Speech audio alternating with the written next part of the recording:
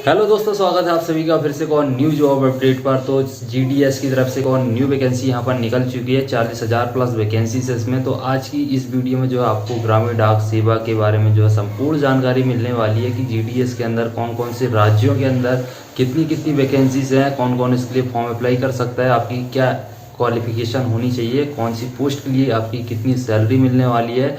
इसी के साथ साथ जो आपका सिलेक्शन प्रोसेस है वो क्या होने वाला है, क्या एग्ज़ाम होगा या नहीं होगा, सारी चीज़ें जो है इस वीडियो में कवर की जाएंगी। तो अगर आप भी जीडीएस के फॉर्म के लिए अप्लाई करना चाहते हैं और आप जो है सारी डिटेल्स देखना चाहते हैं इस वैकेंसीज के बारे में, तो आप वीडियो को लास्ट तक देख सकते हैं। तो चलिए हम वीडियो शुरू करते हैं।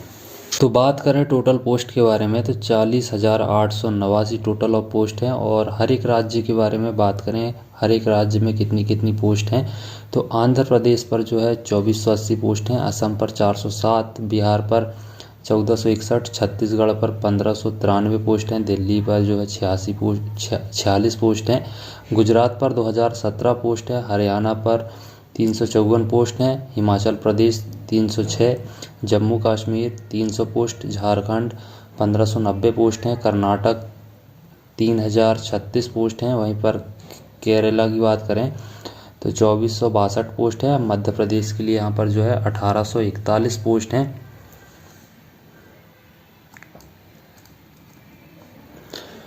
महाराष्ट्र के बारे में बात करें तो महाराष्ट्र पर जो है 2580 टोटल ऑफ पोस्ट हैं। वहीं पर नॉर्थ ईस्टर्न के बारे में बात करें तो 923 पोस्ट हैं, उड़ीसा के लिए 1382, पंजाब 776 पोस्ट हैं, राजस्थान 1384 पोस्ट, तमिलनाडु 3167 पोस्ट है, तेलंगाना 1266 पोस्ट हैं, उत्तर प्रदेश के लिए 7987 पोस्ट हैं, उत्तराखंड के लिए 889 पोस्ट, वहीं पर वेस्ट बंगाल के लिए 2127 पोस्ट हैं। अब बात करते हैं कब से कब तक जो है इसके लिए आप जो है फॉर्म अप्लाई कर सकते हैं। तो 27 जनवरी से 16 फरवरी तक जो है इसके लिए आप फॉर्म अप्लाई कर सकते हैं।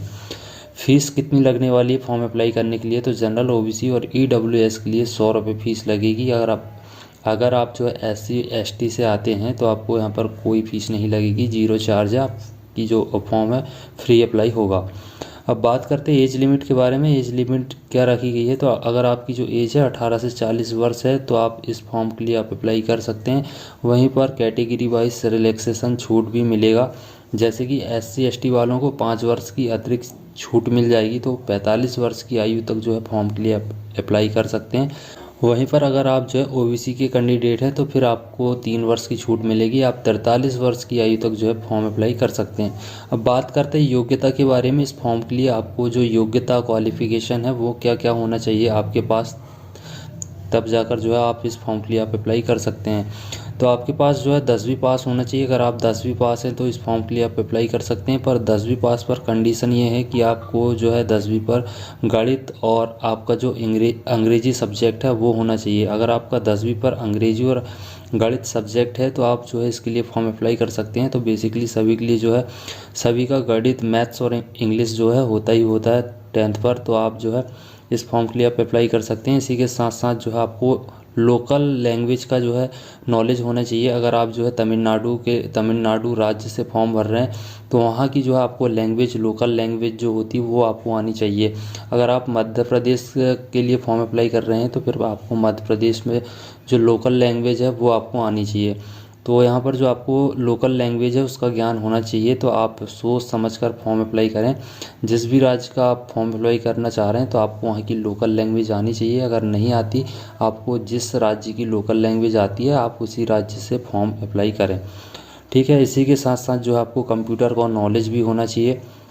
सर्टिफिकेट नहीं मांगा गया है, ना ही कोई डिप्लोमा मांगा गया है, पर आपको जो है कंप्यूटर का नॉलेज, ज्ञान होना चाहिए। इसी के साथ साथ आपको साइकिल चलाते भी आना चाहिए।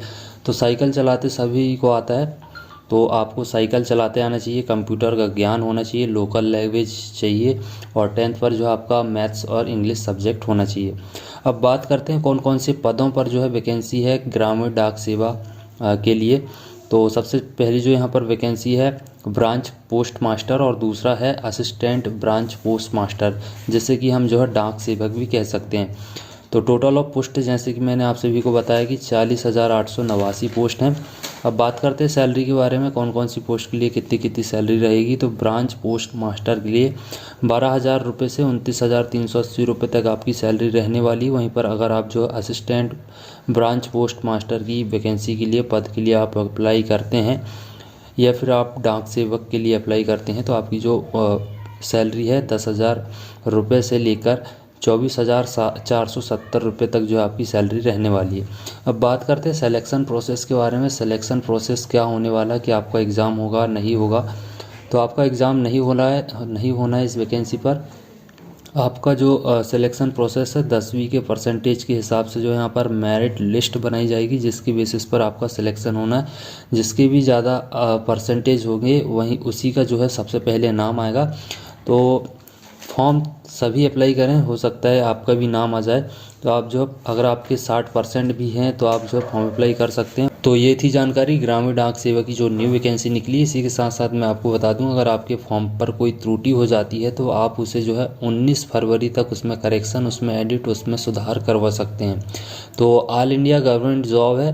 अगर आप जो है इंडिया से कहीं से भी हैं तो आप जो है इस फॉर्म के लिए अप्लाई कर सकते हैं। इसी के साथ साथ जो है कैटेगरी वाइज जो है कितनी कौन कौन सी कैटेगरी पर जो है कितनी कितनी पोस्ट हैं, तो इसकी पीडीएफ जो आपको टेलीग्राम चैनल पर मिल जाएगी। तो टेलीग्राम चैनल का लिंक आपको वीडियो के डिस्क्रिप्शन में दिया गया है, जाकर जो है आप टेलीग्राम ज्वाइन करके जो है उस पीडीएफ को डाउनलोड कर सकते हैं।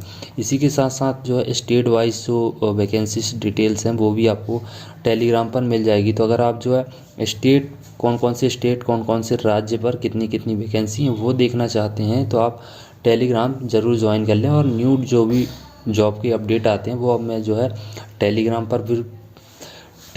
पर भी पोस्ट करता हूँ, और इसी के साथ साथ जो है अपने यूट्यूब चैनल पर भी पोस्ट करता हूँ। तो अगर आपने यूट्यूब चैनल को अभी तक सब्सक्राइब नहीं किया है तो आप सब्सक्राइब कर सकते हैं। ऑल गवर्नमेंट जॉब के अपडेट आपको इस चैनल पर देखने को मिलते हैं। तो अगर आपको ये वीडियो अच्छा लगा हो तो वीडियो को लाइक करें, चैनल को सब्सक्राइब करें। फिर मिलते हैं एक नेक्स्ट वीडियो पर। जय हिंद।